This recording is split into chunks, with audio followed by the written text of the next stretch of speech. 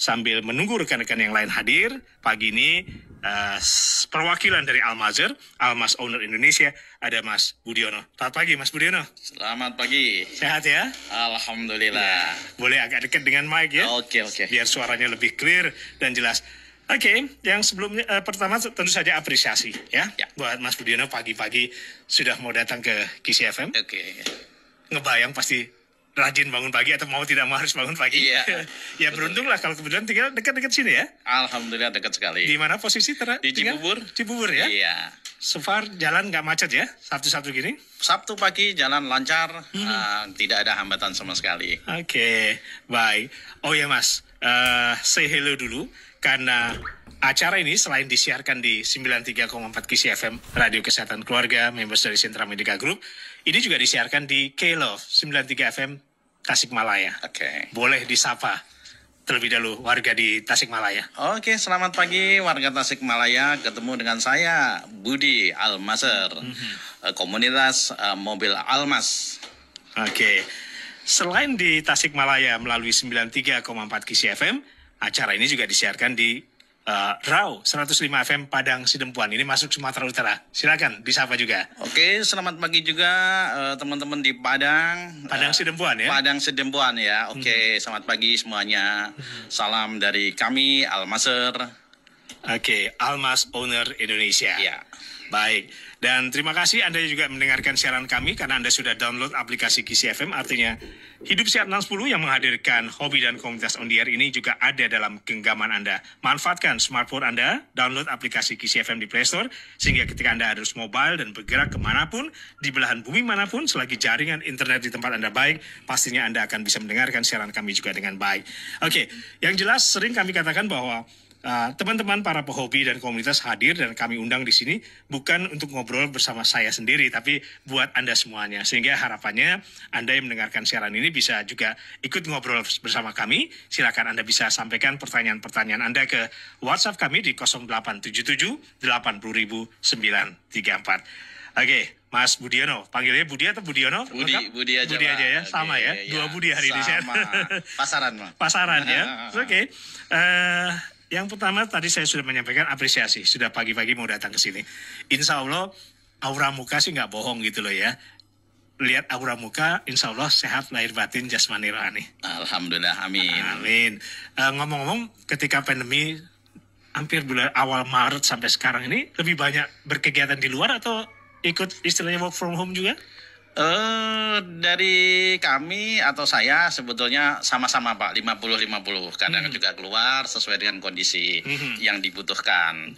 Jadi di mana kita perlu, ya mau tidak mau memang kita harus keluar. Gitu. Salah satu contoh kalau harus keluar rumah tuh dalam rangka apa?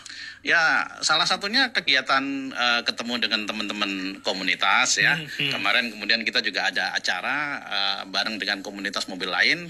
Mau tidak mau kita kumpul, tapi tetap kita menjaga diri kita sendiri-sendiri dengan protokol COVID ya. Dengan kalau pekerjaan lebih banyak work from home? Sama juga 50-50. Kadang-kadang jika diperlukan karena memang tidak mungkin hanya 100% WFH, kita juga sering keluar karena beberapa mall kan sudah mulai buka ya. Ya, yang kebetulan saya ada di salah satu tenan yang ada di mall biasanya. Jadi sering kali kita kunjungin kesiapannya bagaimana, protokolnya sudah siap atau belum. Itu paling penting untuk saat-saat seperti ini. Sekarang ini lebih banyak work from home atau work from office?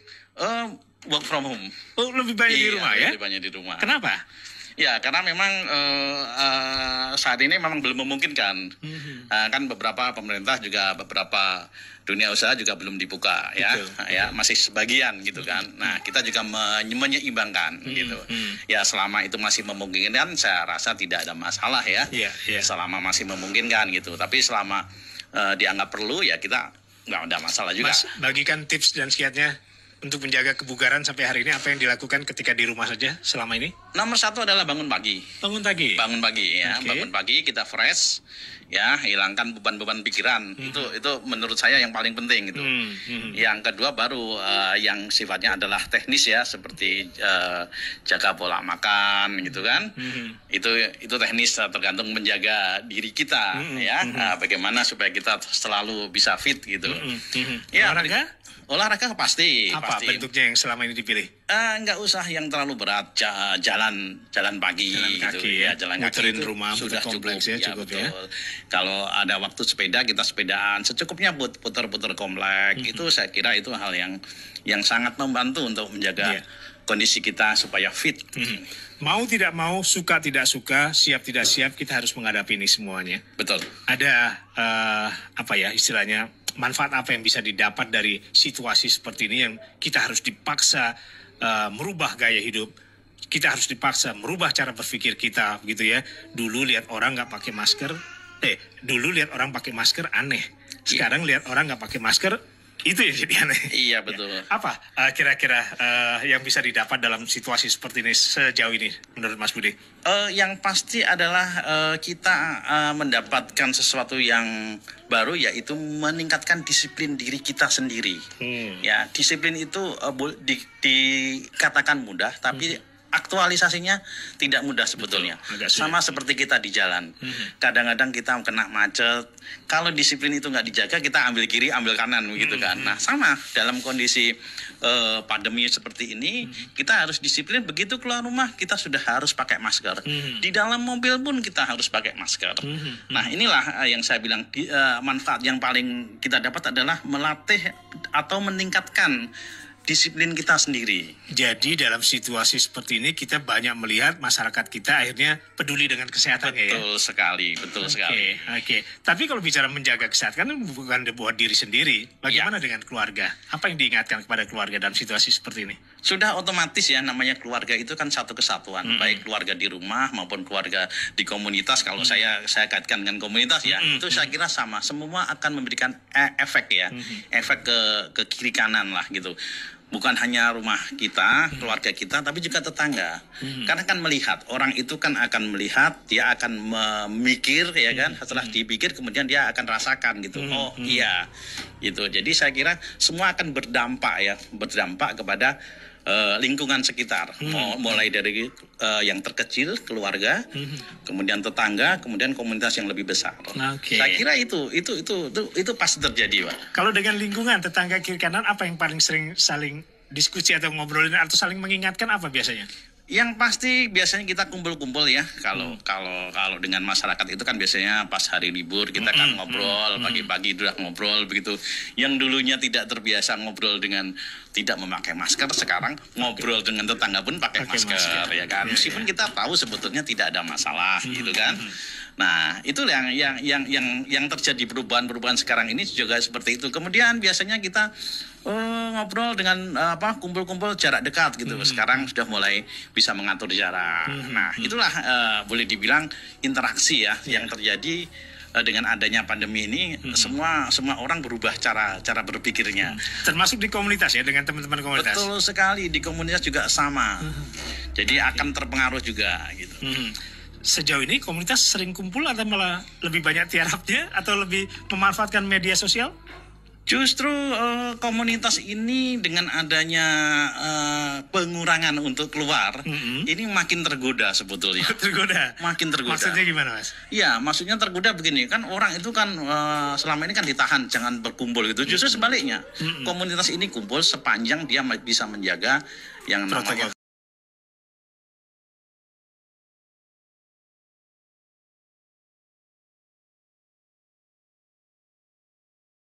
ini sudah melakukan hal-hal kumpul-kumpul, kopi darat, ya, ketemu family gathering dan lain sebagainya, begitu. Jadi sudah dilakukan itu? Sudah kita lakukan, ya. Itu nggak khawatir teman-teman yang lain? Selama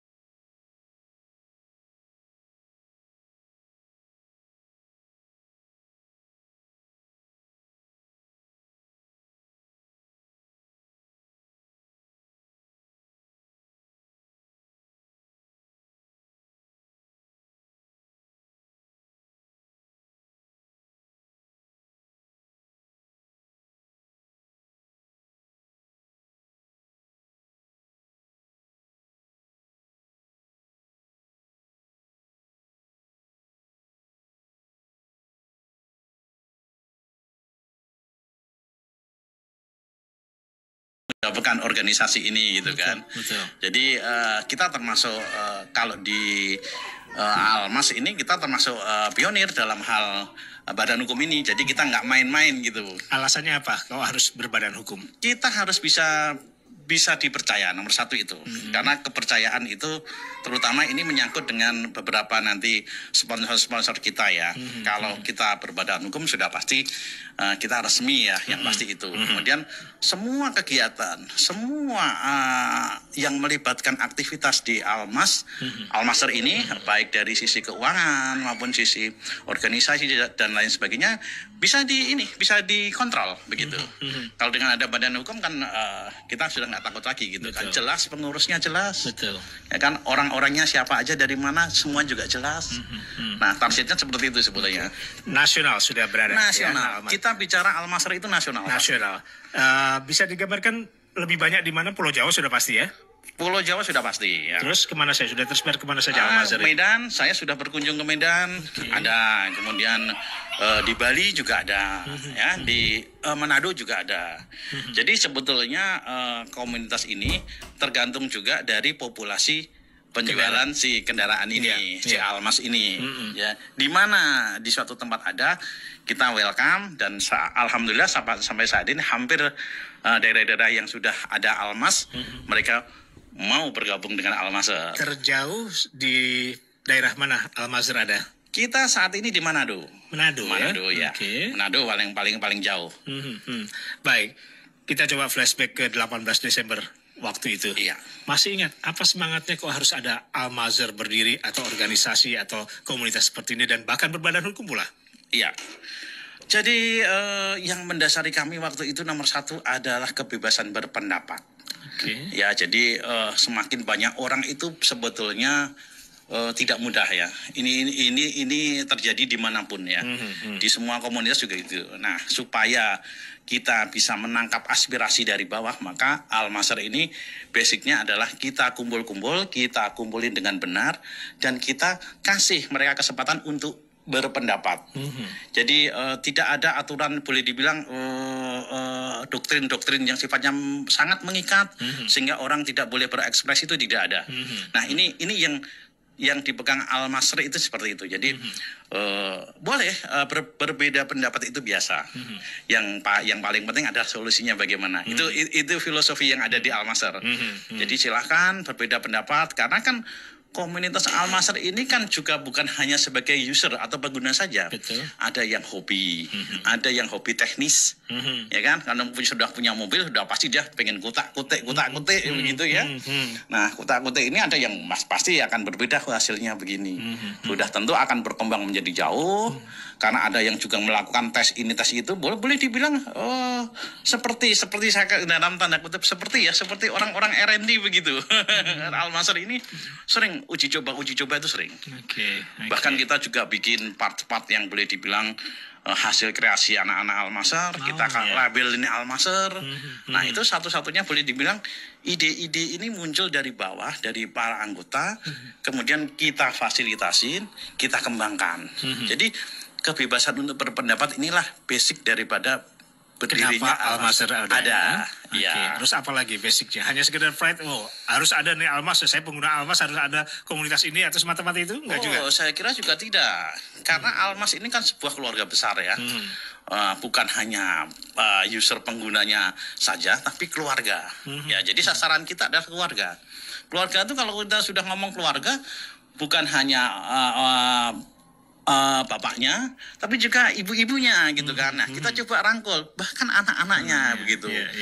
Nah, yang lebih jauh lagi, kita menjembatani juga para pengguna ini yang punya usaha gitu kan. Nah, kita kumpulin, kita coba bantu sebarluaskan, karena tidak semua orang juga care dengan usaha ini. Kadang-kadang usaha berjalan sendiri gitu. Semakin banyak kita informasikan ke luar, akan semakin menambah ini kan informasi.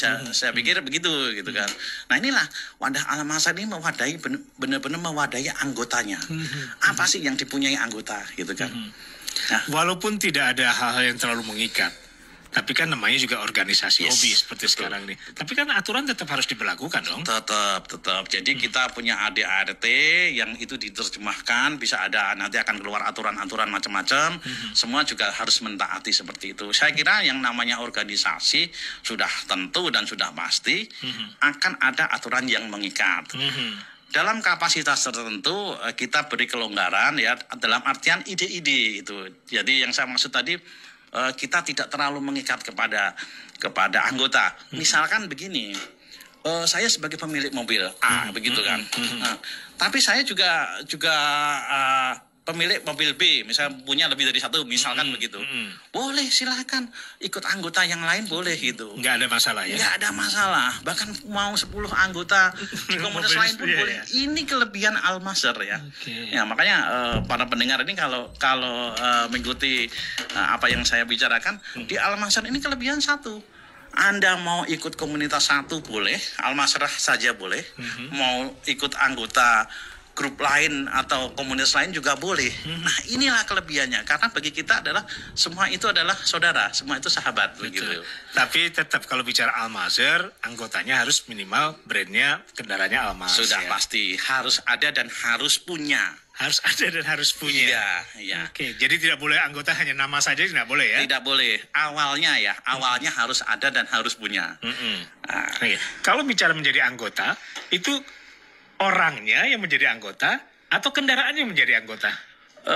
sebetulnya sih beda tipis ya antara kendaraan dan orangnya Karena ya. begini, fluktuasi kehidupan kita nggak tahu ya. Iya, betul. Waktu ketika awal hadir dan masuk menjadi anggota Al-Mazhar, ya Almas ada. Iya. Itu sebagai utama kewajiban. Tapi Iya, tiba-tiba kita nggak tahu, terus Iya. mobilnya tiba-tiba kendaraannya terjual dan tidak ada lagi Iya. Almas itu. Gimana? Jadi makanya ada pertanyaan, ini yang jadi anggota orangnya atau Almasnya? Sebenarnya sekali menjadi anggota akan jadi anggota selamanya. Walaupun kendaraannya sudah tidak ada. Sudah tidak ada. Karena nomor punggung yang kita berikan itu tidak akan kita hilangin. Oke. Ya, jadi itu komitmen Al-Mazhar ya. Jadi sekali Anda terdaftar di Al-Mazhar, begitu Anda dapat nomor punggung, ya kan? Ya itulah nomor Anda. Perkara Anda sudah tidak ada Al-Mazharnya itu nomor Anda nggak akan dipakai untuk orang lain begitu. Nah, hanya Anda sebagai anggota yang tidak aktif, begitu saja. Itu pun kita masih sering menjalin silaturahim ya dengan anggota-anggota yang sudah mungkin sudah berganti mobil. Tidak ada masalah sebenarnya kita, karena memang tujuan kita adalah mempersatukan sebetulnya. Namanya keluarga besar, awalnya ada, masa iya gitu kita mau lepaskan begitu saja. Karena tujuan satu adalah kebersamaan. Itu yang kita tuju. Ya, bagaimana dengan Anda yang mendengarkan siaran ini di K-Love, Tasikmalaya? Ayo, kalau mau ikut ngobrol, silakan. 0877 80934. Kita bersama di Hobi dan Komunitas On The Air yang pagi ini menghadirkan Al-Mazhar, Almas Owner Indonesia yang diwakili penasihat dari Al-Mazhar ada Mas Budi. Betul ya? Betul Penasihat. Penasehat kalau nggak dimintain nasihatnya, ya pasti lebih banyak diem ya. Tapi lebih banyak apa sih kalau di posisi penasehat yang paling utama sering diminta pendapatnya? Sebetulnya penasihat itu berat juga, karena kita harus memonitor juga perkembangan. Oke. Yang namanya menasihati orang itu sebetulnya tidak hanya kalau diminta gitu. Kita harus melihat tracknya. Oh, ini mulai melenceng, kita ingetin. Yo kita begini. Oh, Itu tugas penasehat ya? betul. Yo mulai males-malesan. Nah, ayo Digerakkan lagi ya? Ya, begitu. Ya, memang yang namanya komunitas ya harus seperti itu. Tidak segan-segan kita selalu mengingatkan. Oke. Ya. Jadi kalau Mas Budi ini penasihat untuk Al-Mazhar nasional ya? Nasional. Oke. Ngomong anggota sudah berapa total Kita nasional? total 625 sampai dengan saat ini. 625. Seluruh Indonesia ya. Oke. Itu orang sudah itu pasti plus kendaraan ya? Plus kendaraan. 625 nomor punggung sudah tersebar ya? Iya. Oke, sebegitu mudahnya kah menjadi anggota atau harus ada syarat-syarat bagaimana untuk bisa gabung di Al-Mazhar ini? Nomor satu tadi punya mobil. Oke, Almas ya khususnya. Ya, Almas ya, Almas. Kemudian silakan mendaftar, bisa nanti lihat di websitenya kita. Disampaikan, silakan. Ya, ada websitenya, silakan. Ada. Mungkin nanti saya Menyusul ya? menyusul Oke. aja. Ya. Terus? Ya nanti nanti kita akan verifikasi. Nah, kalau kita sudah anggota ini, kita akan bisa dapat nomor punggung, kemudian kita akan dapat Kalau zaman dulu kan kita punya kartu gitu ya. Kalau sekarang sudah pakai di HP begitu kan. Jadi nanti akan punya akses ke HP sekaligus menjadi anggota. Gitu. Lagi-lagi pertanyaannya, apa tahapan-tahapan yang harus dilalui untuk bisa masuk dan menjadi keluarga besar di Al-Mazhar ini? Ya, nomor 1 adalah Anda akan mendaftar. Jika ingin mendaftar, nomor 1 adalah punya mobil tadi udah jelas. Nomor 2 adalah sampaikan nomor VIN-nya, ya kan. Ini juga kadang-kadang dilema beberapa anggota susah gitu kan untuk menyampaikan nomor VIN ya, identifikasi mobil lah. Yang pasti di situ ada tahapannya. Nama juga harus jelas, ya kan. Alamatnya juga jelas. Karena kalau kita ada apa-apa kan kita gampang menghubungnya, namanya ya, termasuk otomatis KTP dan SIM tadi sudah. Pasti. Usia ada batasan nggak? Usia tidak ada batasan karena namanya komunitas itu mau umur 65 juga boleh, 80 tapi harus punya SIM tadi kan. Pasti harus punya SIM. Oke. Ya, saya kira tahapannya tidak terlalu rumit ya, karena nomor 1 adalah ada punya Almas, yang kedua adalah data-datanya jelas. Umum lah, itu sesuatu yang umum lah. Ya. Oke. Sampai dia layak dapat nomor punggung dan seperti menggunakan uniform ini, apa tahapannya? Setelah daftar terus langsung dapat tidak. Jadi setelah daftar dapat nomor punggung, kita balikin lagi. Anda kepingin mendapat uniform seperti kita, kepingin dapat tol card, ya kan? Itu semua ada di Almas. Nanti kita akan tawarkan. Karena sebagai penggantinya nanti ada. Kita daftar itu tidak pakai biaya. Oke. Ya. Daftar tidak pakai biaya. Tidak pakai biaya, ya. Terus? Nah, tapi nanti setelah Anda daftar dan kepingin ini itu banyak sekali yang harus kita punyai, silahkan. Anda bersedia monggo, silahkan. Kalau Anda tidak bersedia nggak apa-apa. Ya, lagi-lagi pertanyaan saya, apa parameternya sampai seorang anggota itu layak menggunakan uniform, ya kan? Kan ini cukup berat gitu loh ya, karena ini kan membawa nama organisasi. Sampai orang ini pantas menggunakan uniform ini. Apa kriteria-kriteria lagi yang perlu dicermati dari kan kita nggak tahu usia hati orang, ya kan? Niatannya apa mau kumpul di sini? Iya. Gimana proses itu? Jadi menseleksinya? Iya, jadi sebetulnya begini, seleksi itu akan muncul setelah mereka gabung dengan kita. Karena tahapannya tadi disampaikan bahwa setelah mendaftar sesuai dengan aturan tadi, nanti kan namanya komunitas itu kan akan berkumpul. Nah, mereka akan kontribusi dan lain sebagainya. Sehingga layak tidaknya itu mengalir ya. Seleksi alam juga ya? Iya, seleksi alam juga. Karena ada juga anggota yang dari pertama daftar, sudah selesai daftar nggak pernah muncul, nggak pernah kumpul-kumpul gitu kan. Nah, itu yang kita sampaikan kepada anggota kita. Ayo kita kumpul-kumpul ya kan. Memang kumpul-kumpul itu tidak murah ya. Betul. Nah, tapi dalam hal ini kami selalu menyampaikan bahwa kumpul-kumpul itu perlu, karena kumpul-kumpul itu juga bikin sehat sebetulnya. Betul. Karena kalau kita kadang-kadang suntuk di rumah gitu, apapun ada, tapi kalau di rumah terus saya rasa juga tidak akan selamanya menyiapin kita jadi senang gitu. Tapi dengan kita kumpul-kumpul akan jadi berbeda suasananya. Dan itu yang sering kita lihat kalau warga